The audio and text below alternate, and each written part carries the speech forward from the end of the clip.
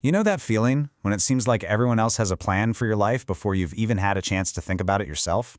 Well, we're about to jump right into the world of a 7-year-old girl named Ajoa. She's the narrator of this incredible short story called The Girl Who Can, and she is smack dab in the middle of a plan that isn't her own. So the story kicks off, and we're not eased into it. Nope, we're dropped right into the middle of an argument. An argument that feels like it's been going on forever. It's this constant, kind of confusing debate between Ajoa's mother, Kaya, and her grandmother, Nana. And Ajoa, well, she tells us that even when she can't hear the exact words, when it's just a mumble, she always knows what they're arguing about. Okay, so what is this huge, never-ending argument about? Well, from Ajoa's point of view, and remember, she's just a little kid, it's this really strange, often tearful obsession that the grown-ups have with her legs. For Ajoa, this is all just this business to do with my legs. That's how she puts it. She thinks they're totally fine, and she just wishes she could tell the adults, hey, don't worry about it. But here's the thing. This isn't some new argument. She says it's been hanging over her head since the day she was born. And let's just pause on that for a second. She's only 7 years old. 7! At an age when you're supposed to be playing, discovering things, just being a kid, Ajoa is stuck navigating this heavy, emotional battle between her mom and her grandma. And the whole fight is about her body. And here we get to the root of the problem. It all comes from her grandmother, Nana. Right from the very beginning, from the moment Ajoa was born, Nana's words were laced with worry. She's happy to have a granddaughter for sure, but that happiness comes with this big but, this deep, nagging anxiety about her legs. So why the big deal about her legs? I mean, what's that all about? Well, to get where Nana's coming from, you really have to understand her old-school view of what a woman's body is supposed to be for. See, for Nana, the perfect woman has a very specific build. We're talking strong, sturdy legs, which she calls legs with meat on them, and good calves. But then she looks at Ajoa, and what does she see? The complete opposite. To her, Ajoa's legs are just too thin, too long, just not right. And this, right here, this is the heart of it. This is Nana's whole worldview. For her, a woman's body is all about her purpose, her function.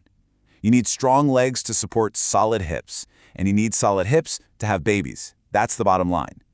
So from where she's standing, Ajoa's skinny legs aren't just a feature.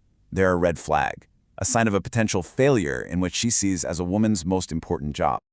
Okay, so while all the grown-ups are over here arguing about what her legs can't do, Ajoa is quietly, on her own, discovering what they can do. Because, get this, at school, Ajoa is a runner.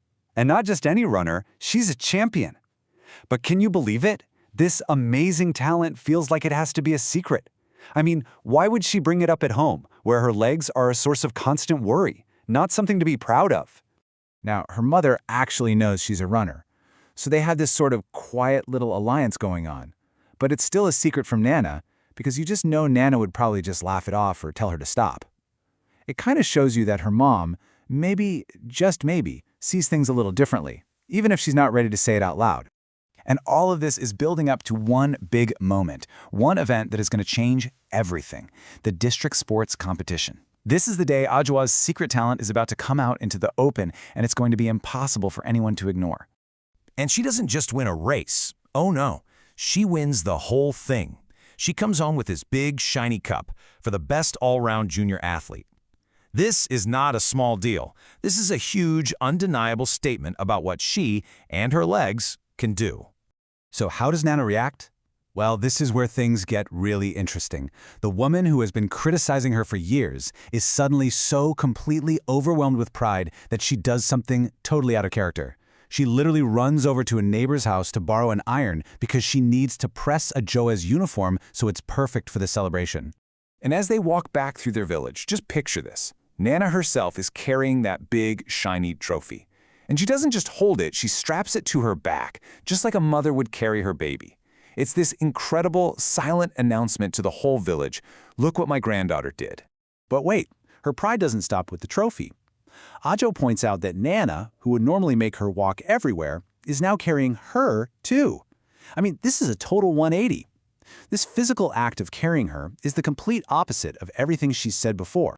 And this is the real emotional core of the whole story.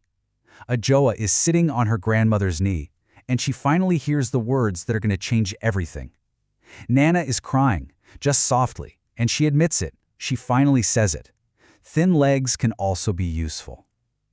Those same legs that were the source of so much worry, they have a purpose. You see, this isn't just Nana saying, "I'm sorry." It's way bigger than that. It's her entire worldview getting turned upside down. It's a conclusion that Ajoa didn't argue for. She acted it into existence. And with that one little admission from Nana, it's like a whole new world of possibilities just opened up. Her thinking suddenly breaks free from those old traditional boxes. She realizes, okay, maybe these legs aren't built for carrying hips and having babies, but they can run. And if they can run, well, who knows what else they can do? It's like this entire future of unlocked potential just appeared out of nowhere. And you can just imagine what Ajoa is thinking.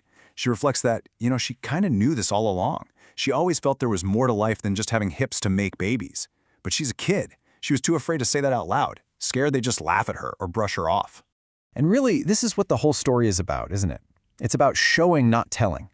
Proving it, instead of just arguing about it. Ajoa could have argued with Nana for years and probably gotten nowhere. But by winning that cup, by showing them what her legs were capable of, she gave them proof they couldn't deny. She won the argument without ever saying a single word. And that really leaves us with something to think about, right? Nana obviously loved Ajoa, but she was valuing her based on this really rigid, old-fashioned checklist of what she should be. It took this huge win to force Nana to see the amazing value in who her granddaughter actually is.